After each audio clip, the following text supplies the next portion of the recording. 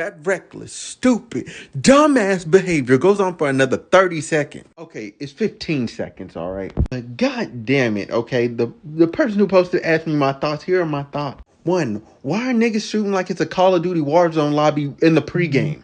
2, I hope nobody lives over there. 3, if I live in them apartments, I'm looking up new places to live. And 4, how much did all them bullets cost? Cause damn, they was firing off.